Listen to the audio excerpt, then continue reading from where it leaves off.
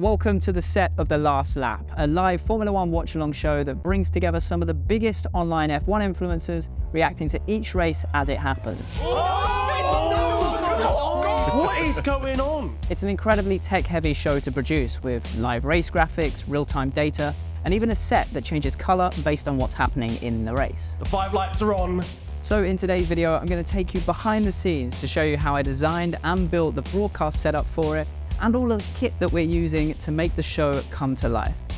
But first, a little bit of background info as to how all of this came about. So I'm joined by Elliot Hackney, who is the MD of Fellows Studios. The Last Lap is just one of many productions that they do here. So Elliot, why did you decide to do an F1 YouTube channel that does watch-alongs and live streams? Just because of the interest that's now picking up in the sport. You know, Netflix and Drive to Survive has propelled the sport into the eyes of the world, especially out in America, and there's this huge boom now of interest around F1. So we thought, why not create a show around F1 that uses technology creatively, has an amazing set, which we're sat at right now, and showcases, you know, the very best F1 creators on YouTube. That's why we brought you in, to help us try and make it into, you know, into something real and actually exist, which it does because we're here right now. And why did you decide to go big on this grand set and go really technical with things like the graphics rather than just building a simple YouTube setup? Well, we wanted it to be dynamic, and dynamic in the sense that the set doesn't just stay the same throughout the whole race. When we're doing a live stream, you know, the colours change depending on the status of the race and what's going on the track. And as well as that, we didn't want to just have a watch along where people come to and are just getting opinions. You know, we want them to have all the sort of info and data that they'd get when they're watching an F1 race on TV as well. And that data is what tyres they're on, it's the gap between drivers, it's the weather around the track. You know, we want to give anyone who watches all the info that they can to paint the picture of the race, and, you know, so they feel informed about the race as it's going on, as well as being entertained. Taking a look at the studio section first, then we've got 5 Blackmagic Studio Camera 4K Pros. And the reason we went with those cameras is, firstly, we wanted to use Blackmagic cameras so that they could be controlled by the ATEM itself, which is really useful for things like being able to focus using the software and focusing from the gallery, rather than having to have camera operators actually at each camera manually focusing. So having that control over the cameras remotely was key. So that's why we went with Blackmagic cameras. The reason we went with the studio version and not the pocket is because we knew that they would always be used in the studio. We're not going to want to put them on a shoulder rig and shoot out. So that meant that we could take advantage of some of its features, like the larger screen, so that we got a really nice big touch screen to be able to view what is going on each camera, but also things like the large tally light on the front of the cameras, which is key for the talent to be able to see what camera they need to look at when they're speaking. Other features that were key for this as well are things like the ability to load LUTs onto the cameras. That's quite key because these particular cameras in this room are actually used across 3 different sets. So the LUTs allow us to very quickly load a LUT onto the cameras and give that show a specific look and feel and style in terms of the color grade. And then we can load and store another LUT onto the camera for each different show, so that each show has a different style and look to it. Now, all 5 Blackmagic cameras are connected via 20-meter fiber optic HDMI cables that run up into the scaffolding and down to the gallery area, which is just behind me. And the reason that I chose fiber optic HDMI cable rather than going over SDI, for example, is because it's one cable, which means it's really easy for the crew here to just connect and go. And that one cable still gives a bidirectional connection to the ATEM Mini. So that means not only is it sending video from the camera to the ATEM, but it's sending all the ancillary data back from the ATEM to the camera, things like the tally lights, the camera control, and the color calibration.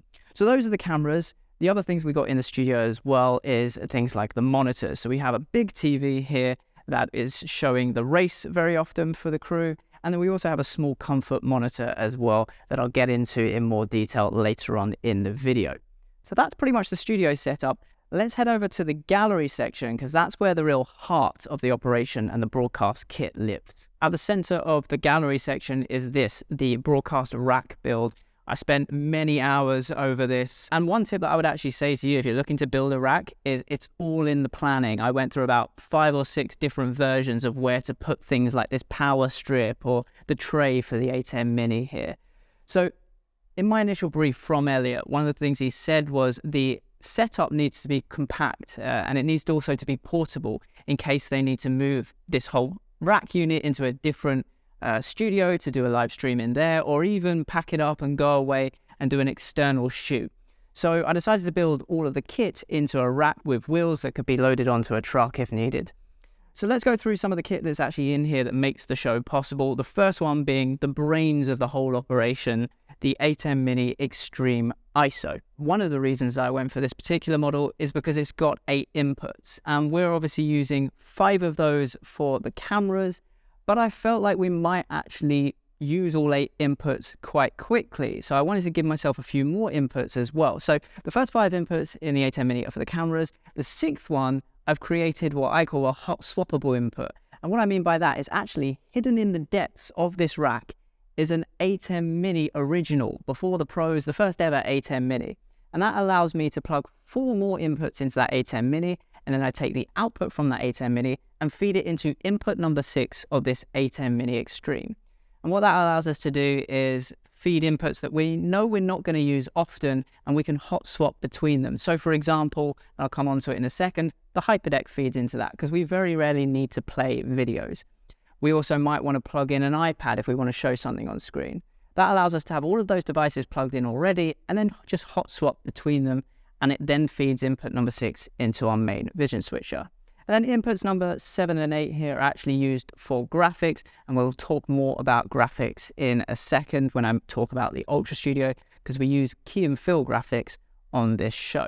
Now the 2 outputs on this device, one is feeding our multi-view up there so that the director is able to cut between all the cameras, and the other is actually feeding the talent monitor on set, and that's what allows us to choose what the talent see. Very often they're watching the program outputs, they can see exactly what is happening on the live stream and what the audience are seeing, but we sometimes as well switch it. As it is an interactive show, we can very easily throw up onto the screen for them the live YouTube chat as well, so they're able to in real time get a moderated version of the chat and interact with the viewers as the chat is happening and as all the action is unfolding. Now, one of the other big reasons I went for the ATEM Mini Extreme ISO version is not only does it have the streaming engine built in that we need, so it's got the encoder so that we can stream out to YouTube, but the main reason for the ISO is because we really do utilize those ISO recordings and the DaVinci file that it creates, mainly for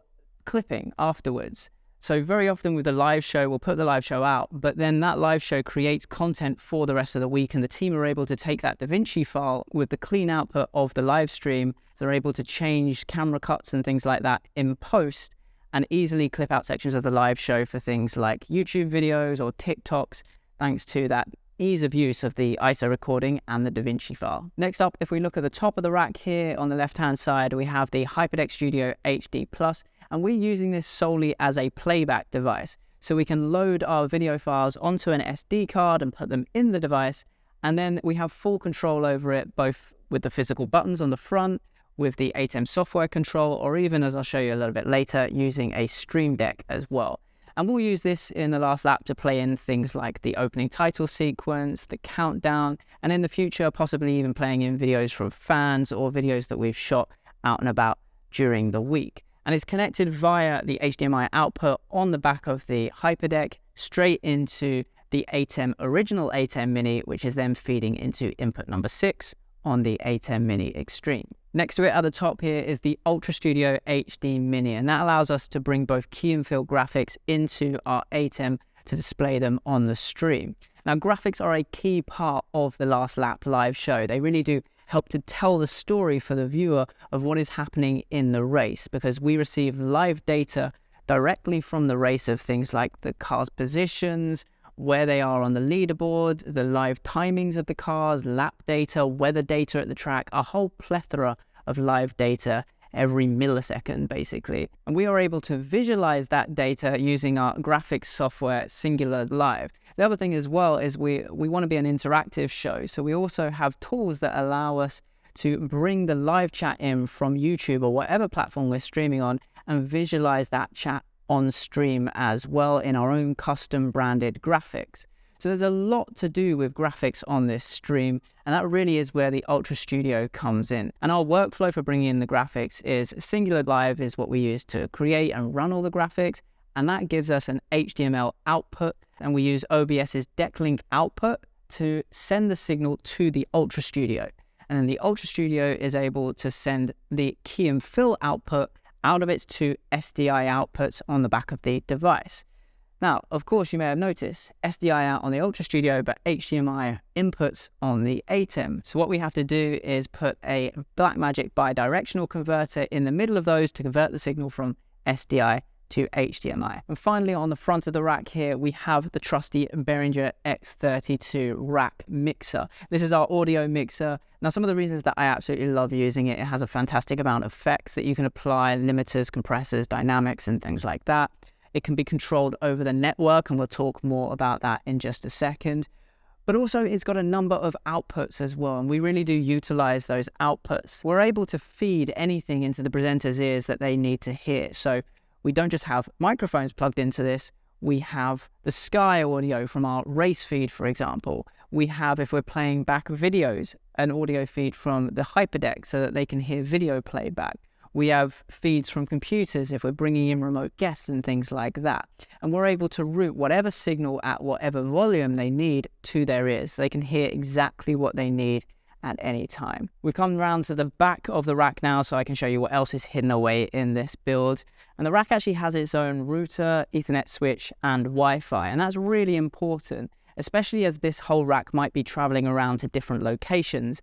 I wanted it to have its own router so that we could manage all of the IP addresses of the kit inside the rack. And what that means is when we go to a location, we don't have to worry about any of our devices conflicting IP-wise with any of the devices that might be on a remote location or anything like that. Everything is managed on the network by us through this GL iNet router. And so when we do go onto a location, all we actually need to do is take one Ethernet cable from the location and plug it into our patch panel here, and that provides internet to the router, which then provides internet to all of our devices in the rack. So that's really key. The network switch is an 8-port Netgear switch, which obviously means that we can have everything hardwired as well. And as I mentioned, the router also has Wi-Fi. So if we go onto a location that doesn't have Wi-Fi, we can actually provide our own Wi-Fi to any of the team. And it even has the ability, if we go to a location that doesn't have internet, we can actually plug in a 3D dongle into the router and get some 3G, 4G or 5G internet as well. So that's the networking side of the rack. You might be able to see in the very back of the rack as well is that original ATEM Mini that I talked about for hot swapping the input 6 on our ATEM Extreme. That's in there too. And the other thing I just want to mention, which is crucial to when you're building a rack, is you want to make the things that you use the most as accessible as possible. So with our ATEM Mini Extreme, it's kind of buried into the front of the rack build. So it's quite hard to plug things into the back of it, things like a hard drive. So one of the things I did was I actually got this USB cable and I ran that from the back of the ATEM Mini Extreme's USB port and just have it sitting on the shelf here. So there's a nice space that when someone wants to record using the ATEM, they just plug their hard drive in here and leave that sitting on the shelf recording. If we keep moving down a little bit on the second shelf, we have a Mac M1 Mini or a Mac Mini M1. And this device is solely used for running the software control for all of the devices that we have in the rack. So it runs things like the ATEM software control, the Behringer X32 edit for the software for our audio mixer. It runs OBS for the graphics and a number of other software as well. The most important one on here being BitFocus Companion, because that is what we use to control most of the devices in this rack, and I'll show you that in just a bit. And then moving down is another vital part of the rack build, and again, when I was planning, this was key to make sure that it's everything that we need is as accessible as possible, especially if we are going to be taking this rack on location. You want to make sure that you can quickly plug things in so that your rigging time or your de-rigging time when you're leaving a location is as quick as possible. So you want to make the things that you're going to be using as accessible as possible. So I built this patch panel. It's got a number of HDMI inputs on and an Ethernet port at the end. And we basically have on the left-hand side all of the ATEM Mini Extreme inputs. And then Over here, we've got the two ATEM Mini Extreme outputs, and we've also got some HDMI inputs here as well, which feed that original ATEM Mini. So we can easily plug in a computer or an iPad into here, and that will feed the ATEM Mini, which then feeds input number 6 of the ATEM Mini Extreme. And the final port I have on the end there is a Cat6 Ethernet port, and that is how when we go to a location, we just plug an Ethernet cable into that and get internet from the location. The rest of the build is things like brush strips and power strips in the back of the X32 for plugging in all the mic inputs or audio inputs that we have. But I'm not going to lie, it's a bit of a mess with wires, so you don't need to see that. One of the key benefits of this build is that it has a small footprint. There's no big audio desks or lighting consoles or vision switches taking up a bunch of desk space. Everything is controlled via software over the network, and what we use to control that is just a keyboard, a mouse, and a Stream Deck. And that allows everything to be really compact for the setup, but also to be portable as well. So let me show you how we control all of the kit over the network. So the first example I'm going to show is how we focus the cameras remotely over the network using the ATEM software control. And this is key because this show is actually run by just 2 people, a director and a producer. And it means that we don't have to have extra personnel as camera operators to manually focus the cameras. So I'm in the ATEM software control right now. You can see behind me we've got a very blurry camera 5, an out of focus at camera 5, which is our wide camera. And in the ATEM software control, I go over to the camera tab, and I can actually press the autofocus button down at the bottom, and the camera will automatically focus up. And I've actually got manual control of the lens as well. So if maybe a talent has leant back on their chair and they're just ever so slightly out of focus, I can use this focus wheel at the bottom to just adjust the focus so that they come back in focus without the need for camera operators at each camera. Next up, for video playback, we can control the hyperdeck over the network too. So we can control it as normal using the ATEM software control, but also via BitFocus Companion running on the Mac. We have buttons on the Stream Deck that can control the hyperdeck as well. So I can hit play here to actually start playing the VT. I can hit stop to stop it, and then I can hit restart if I need to restart the VT as well. Also on the Stream Deck, thanks to Companion, is the ability to cut between the cameras, because obviously the actual ATEM Mini Extreme ISO is in the rack itself, so we need a way of controlling it. We can do that over the network thanks to the Stream Deck. And the buttons to cut between the cameras even have tally lights on them, so I can physically see what cameras are on air on the Stream Deck. For audio, I can control the X32 mixer over the network as well, whether that be in the X32 software on the Mac here, where I can adjust things like the fader levels to be able to change the volume of each microphone, or on the Stream Deck. So one of the things that we use that for a lot is push to talk, talk back. So you can see on the front of the Stream Deck here, we've got talkback buttons for each of the talent. And if I press and hold one of those and talk into this director's microphone, I can speak directly into their ears. And we can even change things like the lighting over the network as well. All of the lights here in the studio and all of the lights on the set are all DMX together, and they're plugged into a DMX node, which allows us to control and send DMX commands over the network. So then we can run software here on the Mac, which then allows us to change things like the color of the lighting, the intensity of the lighting. So as an example, I can actually change the color of the logo on the last lap set here to any color that I like. And then we can have different colors for different shows if we're talking about different teams. And that's one of the main features of the live show itself. The set is able to react in real time to what is happening on the track, and it actually uses real-time data from the track to then change the color of the set. So if a yellow flag comes out, for example, the set lighting flashes yellow. If a red flag comes out, the set lighting flashes red. And at the start of the race, when we get the green flag, we get a green set. So Tomo is sat next to me. He's one of the hosts of the show. And if you could describe to the viewers what it's like to actually host this live show. Yeah, I mean, it's amazing having this incredible set, 4 guests, myself included. At any one time, we've got 5 cameras set up. We've got 2 screens so we can see the coverage, we can see live chat, we can interact with people. We want this show to be something where you can sit along at home and you feel like you're part of the show and part of the group and part of the conversation that's going on.